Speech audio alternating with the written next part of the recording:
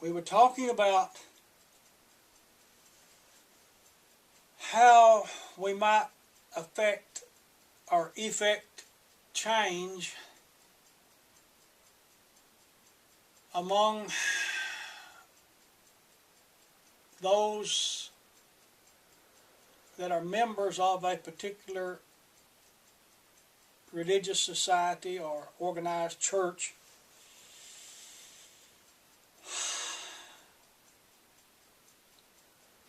And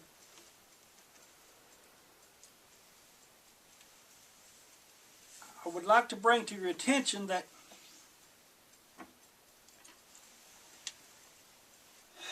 there again, I believe, surfaces this traditional concept of the church. And we tend to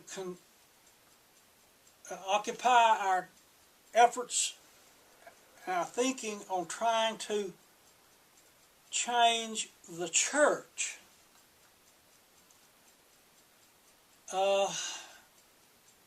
I think that is a error in thinking. Just as much so as if I might talk about how could I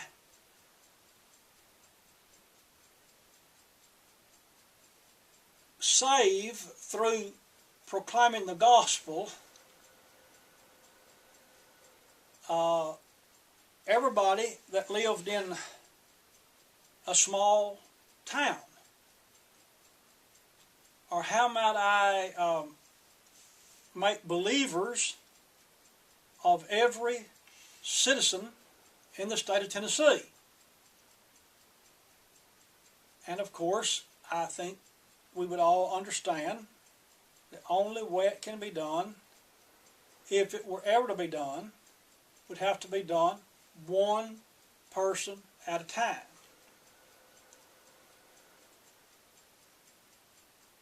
And likewise, people who are members of a church or a religious society, no matter what the various eras that society might teach and practice, one need not attempt, and I say it is a misconception, to even consider how one might lead an entire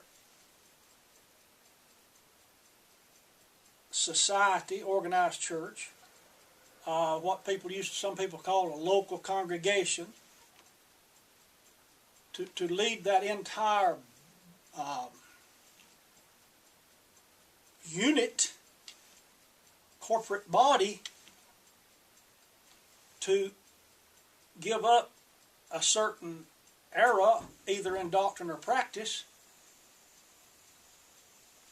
and turn to the teaching of the apostles and Christ, the apostles and prophets of Christ on that particular subject.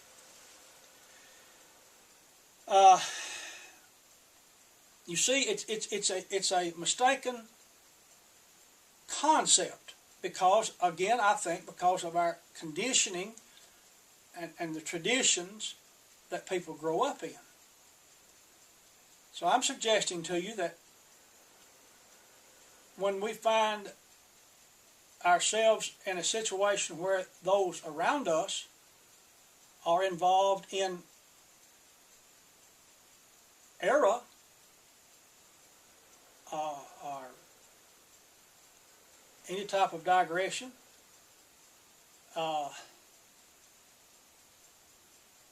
the only way we can help the situation is to try to proclaim the message the truth on the subject the best that we understand it, then it'll be up to each individual to decide whether they will accept it or reject it. I don't believe we should think in that, or have that frame of mind where we're trying to convert a church or convert a religious society from an error to the truth. But the teaching is proclaimed both publicly and privately, and by the examples that we've read about Paul's work in proclaiming the gospel, most you could expect would be a few or some, and certainly not expect there to be a decision made by the entire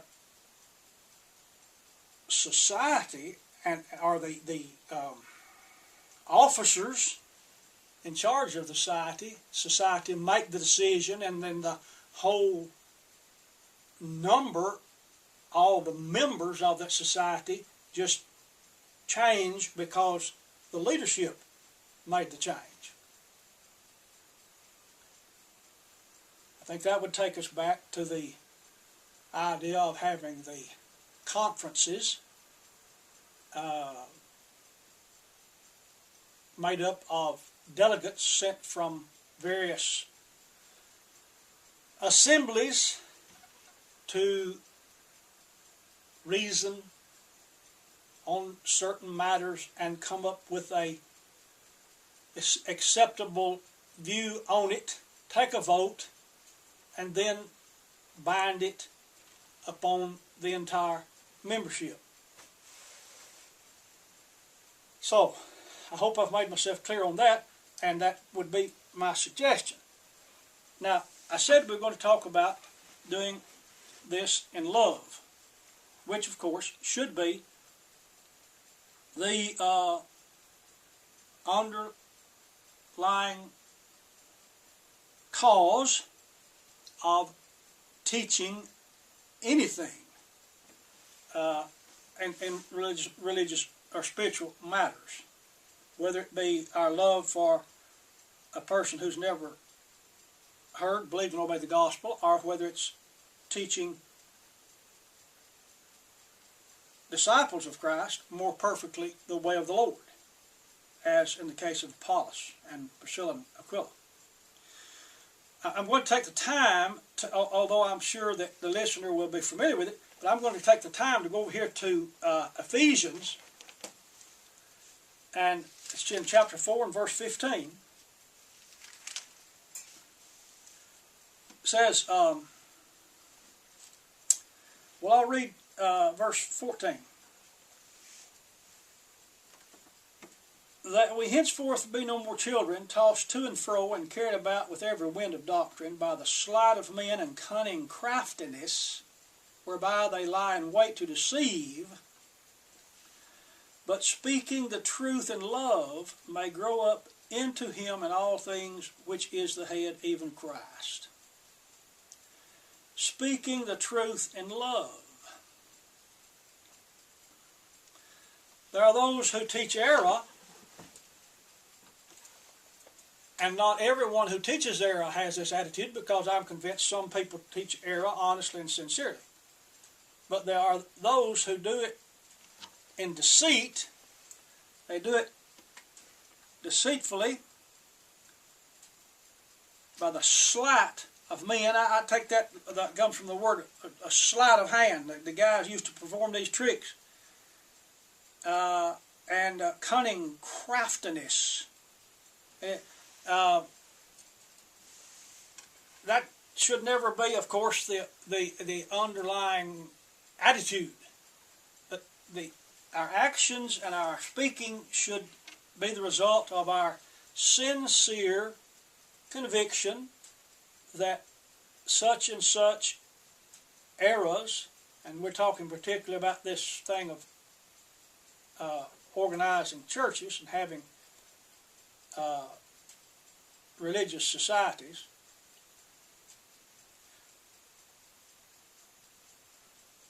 unless we're convinced that that's truly harmful to the cause of Christ, then we ought not to even bring up the subject. But if we deep down in our heart and in our mind are convinced that it is harmful, that it promotes division, prevents the world from believing that God sent our Savior into the world because of the bickering and so forth, then we ought to have the courage, and we ought to feel compelled to bring this matter to the attention of fellow disciples, that we might work together to bring about people to have a better understanding of the problem and offer solutions. But, as we said, speaking the truth in love.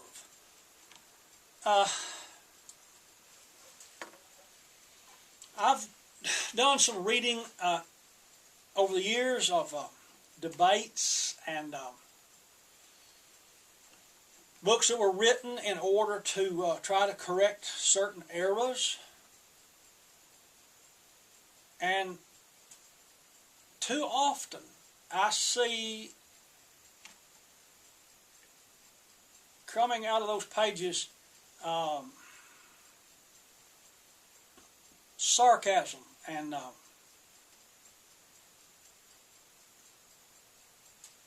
hurtful manners of speaking, ridicule, and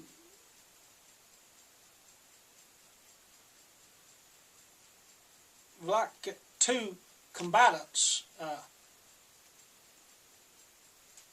competing against each other. I don't think that's the way Jesus wants to do it, from what I read in the Scriptures.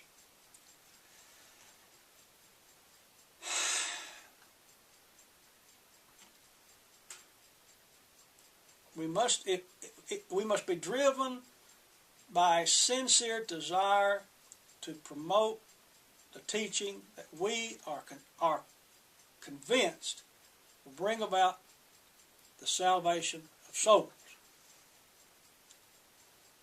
And our love for our neighbors, fellow associates, and so forth drives us to do this. And as I've said before, that's why I'm recording these discussions, these sharing sessions, hoping that someone will be encouraged to make a personal study of it and benefit from it. But I am trying to do it in love and humility, admitting that I could be wrong about various things. At this very time, I'm convinced of what I'm trying to share with you concerning this matter of organizing churches is the truth. But if somebody can show me that I'm in error on it, then I'll be thankful for it and appreciate them, and I will try to correct the error. As I've said, to try to either be an Apollos or Aquila and Priscilla. But I think we all ought to be striving to learn more of God's will and lovingly share it with others, to teach others more perfectly the way of the Lord, as Aquila and Priscilla taught Apollos. And we ought to be willing to receive instruction like Apollos was. Now, I want to tell you a story of what took place in my life several years ago to try to illustrate this matter of teaching the truth in love. I came to know about several years ago, a group of people were holding meetings, and they had put a sign out in front of their building, a meeting house, that said, "Christians meet here." And I was acquainted with some of those people. And I found out that they had, that their, quote, local preacher had left, and they were without what we used to call a minister, or they didn't have a hired preacher. I knew some of the people and thought a lot of them, still do. And I contacted some of the people and told them that if they wanted me to, I'd be glad to come out there and share some of my studies that I had made in the Scriptures, and with them until they could find somebody else if they wanted to hire somebody. I did it for various reasons. One, I was hoping to share more truth, and also I was desirous of the comfort and the encouragement of being around children of God of like faith. And hoped that I might be able to accomplish some good, and they would be a comfort to me. They said, "Well, okay, come on." But I told them, I said, "Now, I won't take any money for it. I'll just be glad to come out there and share with you." So that's what happened. Well, as I week after week would attend the meetings on Sunday, and there was a brother there in that assembly that was teaching a Bible class. And I would sit in on that, and I would bring a lesson at what we used to call the 11 o'clock worship service. Well, during one of those, quote, Bible studies, I came to understand that that man was teaching that there was no resurrection, no bodily resurrection. And I was shocked, and I spent some time for a few weeks trying to read, I believe it was 1 Corinthians 15 and some other passages where that's dealt with. And I would read to them these passages, and it just seemed like that their eyes would just glaze over. And it was not penetrating. And there were other things that came up as we went along, and I happened to be there one Sunday, and there was the former hired preacher that had been there for many years before came back to visit. And I don't know how the subject came up in the class. It was they got on the subject of water baptism.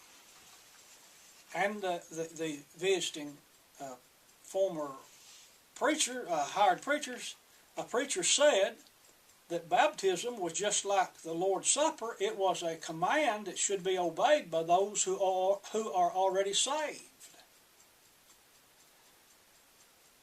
And I was shocked. And I asked him, I said, "Could you go over that again?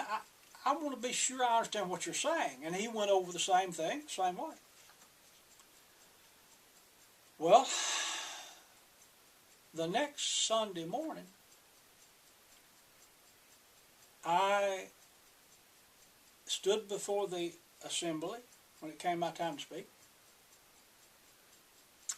and I explained to them, as kindly as I possibly could, that there were various points of doctrine that I that they were presenting that I was very much concerned about, and that I had reached a point where I could no longer uphold it by my and support it and give credence to it by my association with those people. But I said, now I want you to understand, I love every one of you. And there wasn't a big crowd, might have been 30 people. And I said, I'm going to go around the meeting house here, and I'm going to shake hands with every one of you and tell you personally, I love you. And I said, then when I finish that, I'm going home.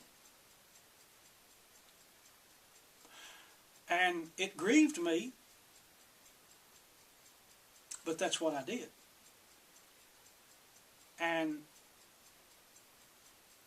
interestingly, as I shook hands with one lady, she said in a very low voice, she said, "You're right."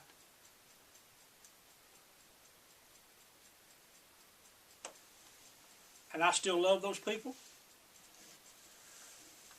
As far as I know, they still love me. But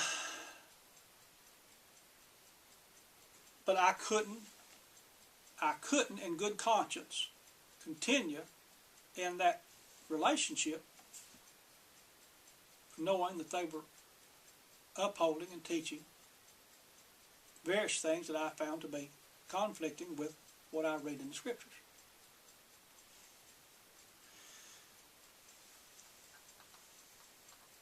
I'm saying in love, kindness, and sometimes those who stand for the truth, as I said, will be attacked. But we do not have to respond in kind. If somebody gets ugly toward us, we don't have to be ugly toward them. Paul said, writing to the Galatians 4:16, he said, "Am I therefore your enemy because I tell you the truth?" If somebody gets mad at us for trying to present to them what we believe the truth is and reasoning with them in a loving, kind manner, then that's not our fault.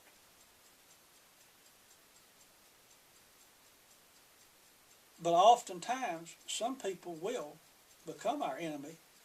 And most of the time, by the way, it's because they're trying to defend either their own place in power or in financial standing, or they're trying to defend their church or their organization.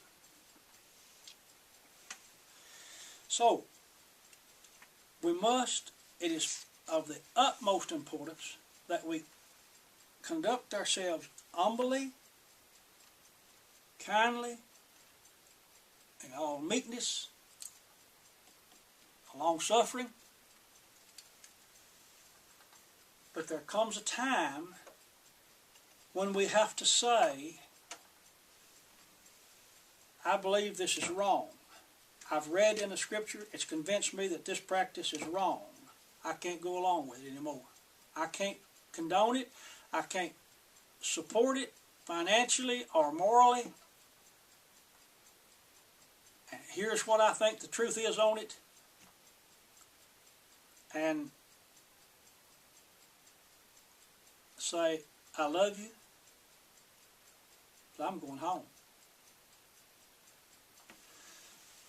And we cannot afford, dear listener, to keep silent on the matter. When we come to understand the truth on any subject, on any doctrine or practice, and we see that that truth is in conflict with the tradition of those people that we're in fellowship with, I'm convinced we've got to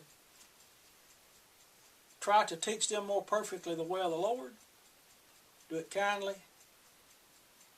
If anyone understands it and says, yes, I'm going to study that some more, and they lead themselves through that study out of that era, we rejoice. But no matter what, we can't continue to be silent about it and to condone it. I believe the Scriptures, the great principles of the Scriptures, teach that plainly.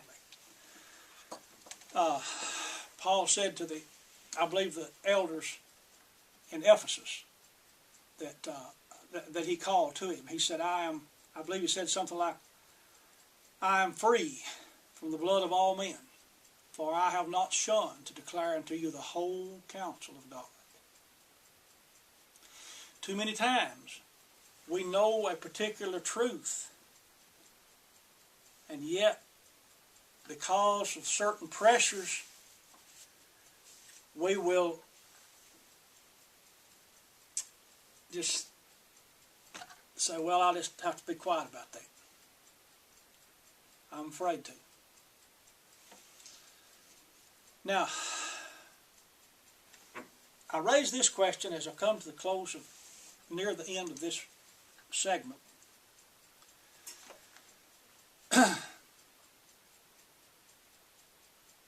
Well, let me back up. I skipped something in my notes here.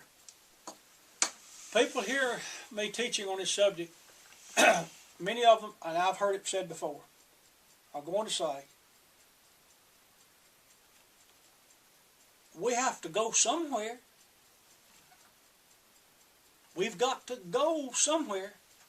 And that comes from that tradition of Sunday morning, Sunday night, and Wednesday night at a certain location in a certain building with a certain title or name up on it. Now I ask you, again, in love and all humility, where did you read that? Where did you find in the apostles' writings of the apostles and prophets of Christ where they said, you've got to go somewhere every week to a certain meeting house with a certain name over it? I can't find it. In fact, I find the opposite. Hebrews 10:25. I've talked with you about it before. Forsake not the assembling of yourselves together. All that's saying is don't, to these people who were called out of the world by the gospel, he said to them, don't stop assembling yourselves. Don't stop having assemblies. So I raise this question. Can we have assemblies without organizing a church and giving it a human name? Why, of course we can, beloved. Those 15 people that I talked about earlier in this discussion that learned and obeyed the truth, well, they can have assemblies. 5 of them meet over yonder one day and 5 over there another day, and all 15 together here another time. And if it grows up into hundreds or thousands in one city, like existed in Jerusalem in the days of the apostles, they could meet here and there for different purposes, different times, closely associated. And if the occasion arose, which it did a time or two there in Jerusalem, where there was some urgent matter, and one of the apostles said that, it was Peter or James, one other said that the whole multitude must come together, then yes, no problem, if you could house them. So, don't let this tradition that we've got to go somewhere blind you to the truth on this subject. I believe I'm out of time again on another segment.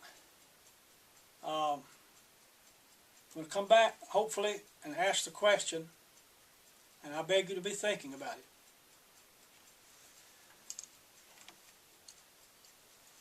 Name me one thing